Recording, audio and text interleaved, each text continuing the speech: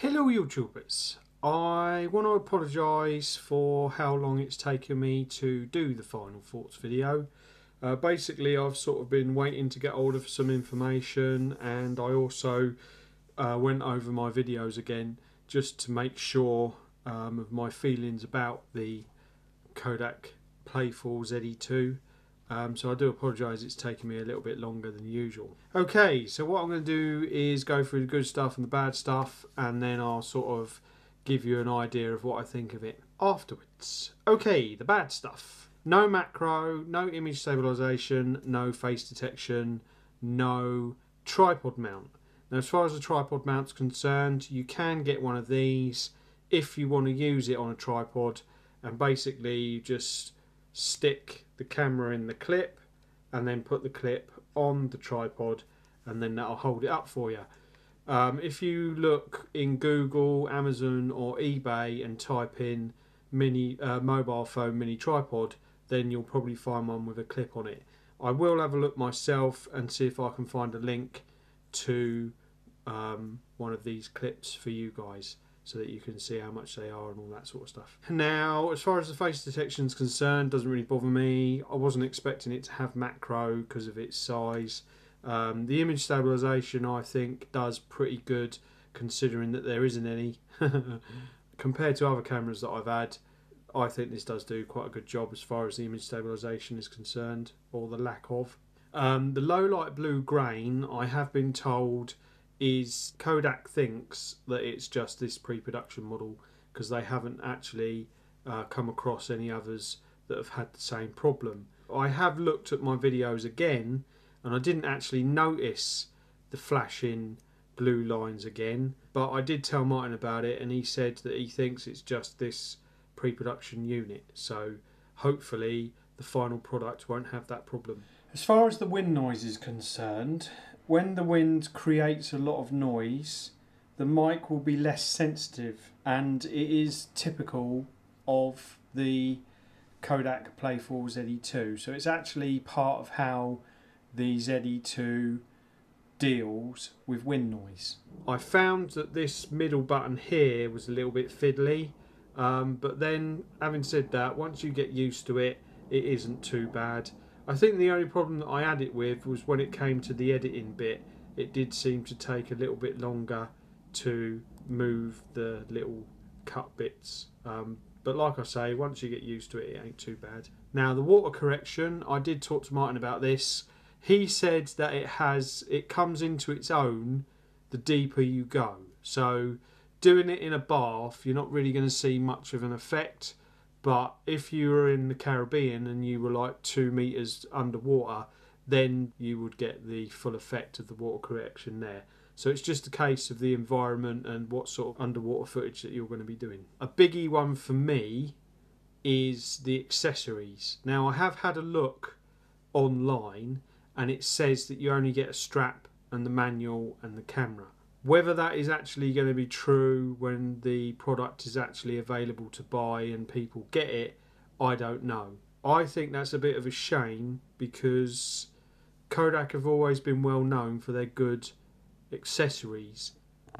So that was a little bit of a disappointment for me.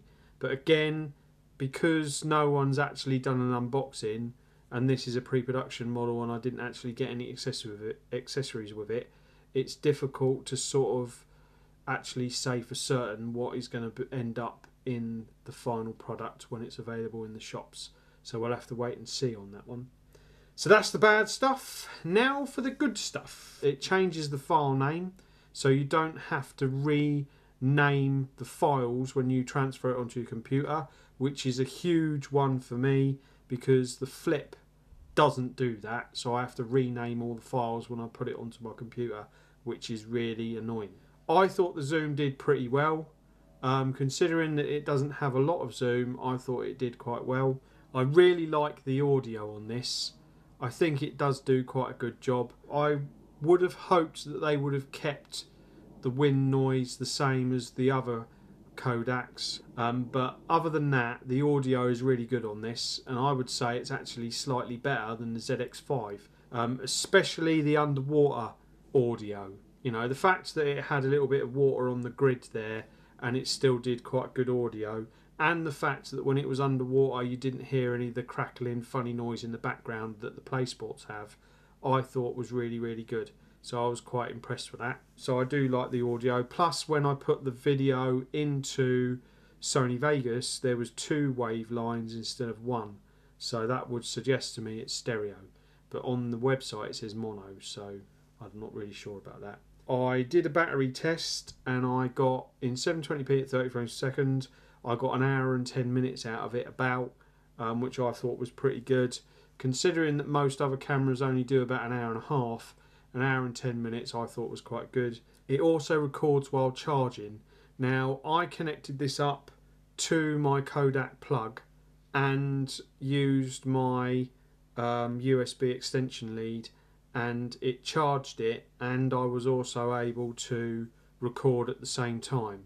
So if you were indoors and you were doing YouTube type videos and you needed to connect it to the mains, then you can, which I like about it. It works in Sony Vegas, Movie Studio Platinum HD 10, so I assume that it will work in Pro 9, Pro 10, Pro 11, whatever Pro that there is. It also works in Windows 7's version of Windows Movie Maker, and I would imagine that it will work in Movie Edit Pro and all the others as well. And I think that is it.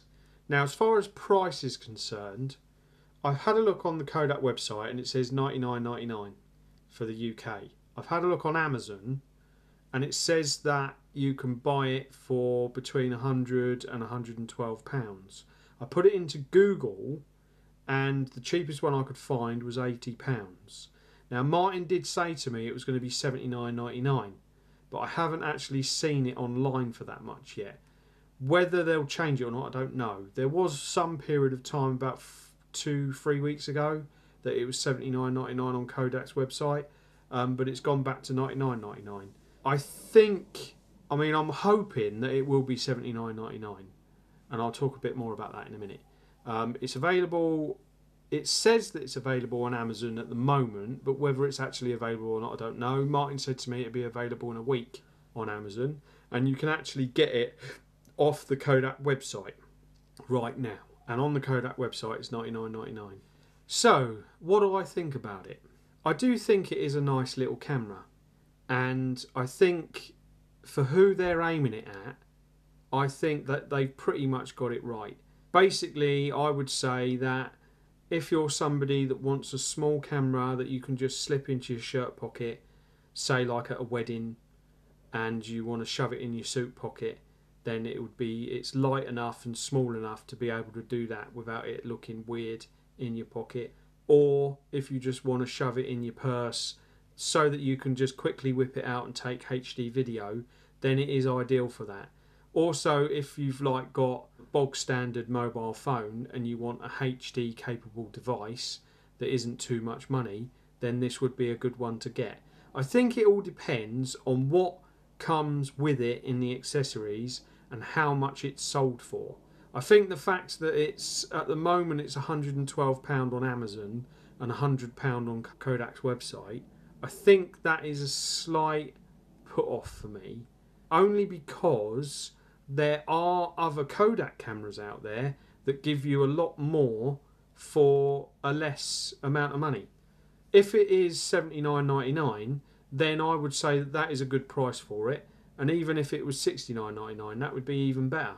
And I think if they put a USB extension lead and an AC adapter in with it, then that would just make it absolutely brilliant. And I would say go out and get one. I think this is more people that don't have a Pocket HD camcorder, or people that are thinking of replacing their flips or replacing their bog standard digital cameras. I think if you've already got a Pocket HD camcorder like any of the Panasonics or any of the Kodaks that have already come out, then I can't really see that you're going to be interested in this. I would be interested to see what the final product would be like. But for me personally, I wouldn't see any benefit in me getting one of these, only because I've already got shed loads and I don't really need any more. I do like the video quality on it and I do like the audio on it. I do think that they are two good things that work for this, and the size of it. I think that works well for it as well. I think the only thing that would put me off is the wind noise audio cutout thing. I think that's the only thing that would slightly put me off. But having used it, I do like it. I do think it is nice, and I do like it better than the original Playfull. I mean, if you said to me, choose which Playfull you want, I would go with this one, because I think it is, the fact that it's smaller and lighter, and for what it does and what it is, I think it is a better one. So I think if you haven't got a Pocket HD camcorder and you don't want to spend a lot of money, providing that they actually put the price in at $79.99, then I would say go and have a look at it. If you've already got a Pocket HD camcorder, unless you want something that's a lot smaller and easier to put in your pocket, then I would say you're probably not going to be interested in it. As far as the tests are concerned, I am probably not going to do any more. If I feel that there is another test that I can do with it in the next couple of days, then I will put that up. But as far as I'm concerned, I've pretty much covered all the bases. So I don't feel that there's any need to do any more videos with it. So I probably will be returning it to Martin either at the end of this week or the beginning of next week. So as far as that's concerned, you know, he will be getting it back. But I will be interested to see what the final product's like, and to see what the differences are between this unit and a brand new one. So that will be interesting. Okay, that's enough from me. Hope you've enjoyed these final thoughts. If you have any questions, then please ask away and I'll try and answer them as best I can. I hope you're having a good day, and I'll do some more later on. Bye bye for now.